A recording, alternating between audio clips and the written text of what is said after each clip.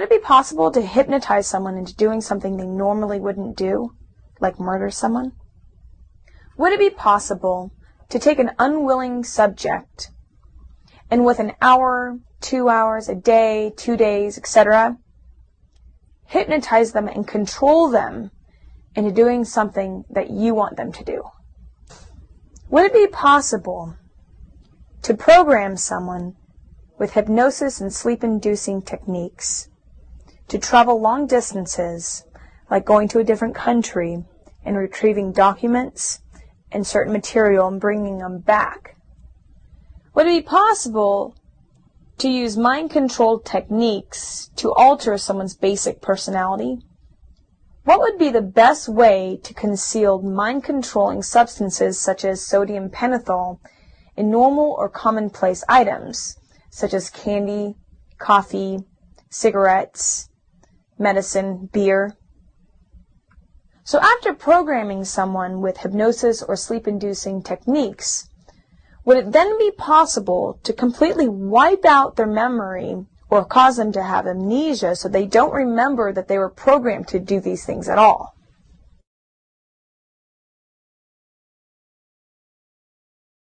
Do these questions seem pretty wild? Well, they come from a memo from the CIA in 1951. And the CIA would continue to research mind control for the next 25 years to answer these questions. This project's called MKUltra. This information is not science fiction and it's not conspiracy theory. It comes from CIA documents that were obtained through the Freedom of Information Act. So one of the things that the CIA was trying to do was to take normal people and program them into being assassins without them even knowing. Let me read this to you. A post-hypnotic of the night before, pointed finger you will sleep, was enacted. Mrs. A and Mrs. B immediately progressed to a deep hypnotic state with no further suggestion. This was to test whether the mere carrying out of the post-hypnotic would produce the state of hypnosis desired. Needless to say, it did. Mrs. A was then instructed, having previously expressed a fear of firearms in any fashion, that she would use every method at her disposal to awake Mrs. B in a deep hypnotic sleep. And failing in this, she would pick up a pistol nearby and fire it at Mrs. B. She was instructed that her rage would be so great that she would not hesitate to kill for failing to awaken. Mrs. A carried out these suggestions to the letter, including firing the unloaded pistol at Mrs. B, and then proceeding to fall into a deep sleep. After proper suggestions were made, both were awakened and expressed complete amnesia for the entire sequence. Mrs. A was again handed the gun, which she refused in awakened state to pick up or accept from the operator. She expressed absolute denial that the foregoing sequence had happened. So this woman was hypnotized and told to shoot her friend. And she did. She took an unloaded pistol, tried to shoot her friend, and when she was awakened, she had no idea she had tried to shoot her friend, and she had actually no idea that she was hypnotized at all.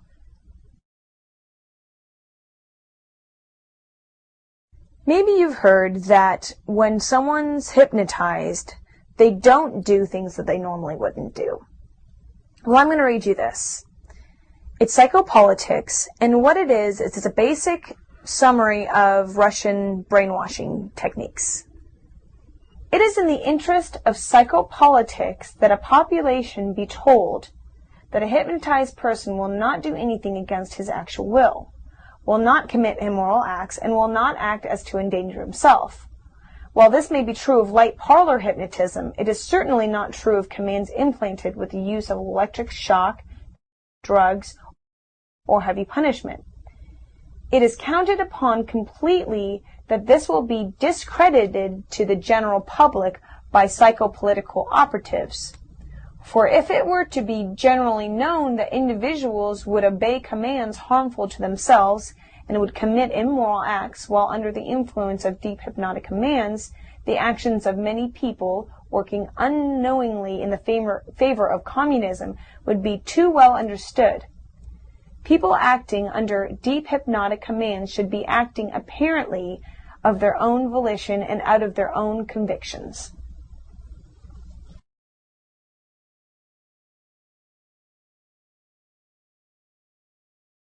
So how do you install these post-hypnotic suggestions? I'm going to read you this. It also comes from Psychopolitics. Drugging the individual produces an artificial exhaustion. If he is drugged or shocked and beaten and given a string of commands, his loyalties themselves can be definitely rearranged. This is PDH, or pain drug hypnosis. The psychopolitical operative in training should be thoroughly studied in the subject of hypnotism and post-hypnotic suggestion.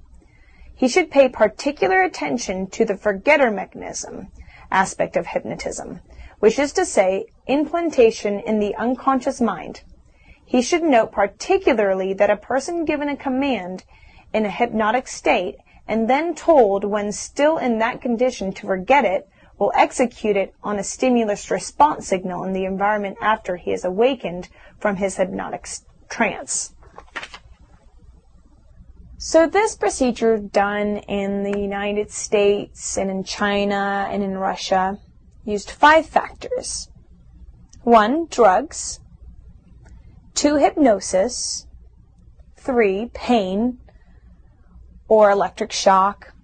4, implant commands or post-hypnotic suggestion. Or 5, amnesia, which would totally make someone forget that they were programmed at all.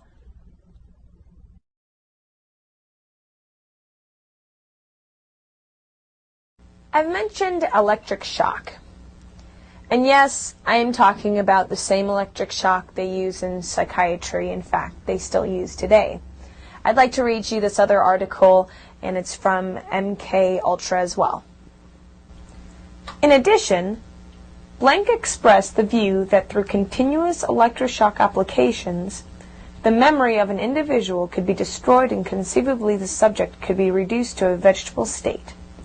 The writer is not prepared to discuss total destruction of memory by electroshock, but is quite aware that electroshock treatments produce amnesia and gross memory defects in patients. There is much literature to support this. Furthermore, it is known that patients, after receiving electroshock treatment, as a rule, generally have no memory of the immediate time periods surrounding electroshock treatments. And in general, memory is faulty for several weeks following the electroshock course. However, gradually, memory returns and approaches the conditions prior to electroshock, although there are some amnesia and gross impairments of memory functions that appear to be permanent. The standard electroshock device is a small instrument, portable or nearly so, and quite easily applied to a given individual. It could undoubtedly be used by many doctors since electroshock treatment in certain types of insanity are widely used. Furthermore, purchase of this type of equipment would not create any unusual notice since in all major cities of the United States there are many electroshock machines being consistently used. So that's a little overview of how the CIA created an unknowing assassin by using mind control. So if you're interested in knowing more about mind control and the process of it, I'm going to give you a link to a video called Ian Cameron, the Mind Thief.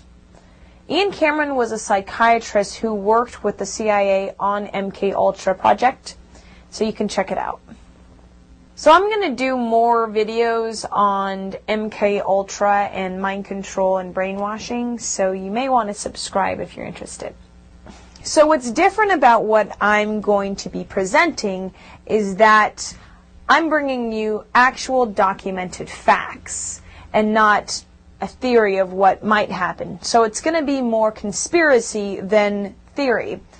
What I have for you is actually what we know has happened and not some weird idea that it could have happened or it might be happening. So you'll be really interested in finding out.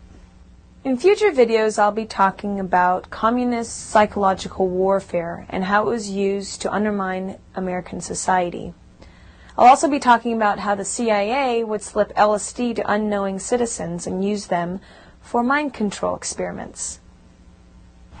For more great videos like this one, check out the Psyche Truth channel on YouTube.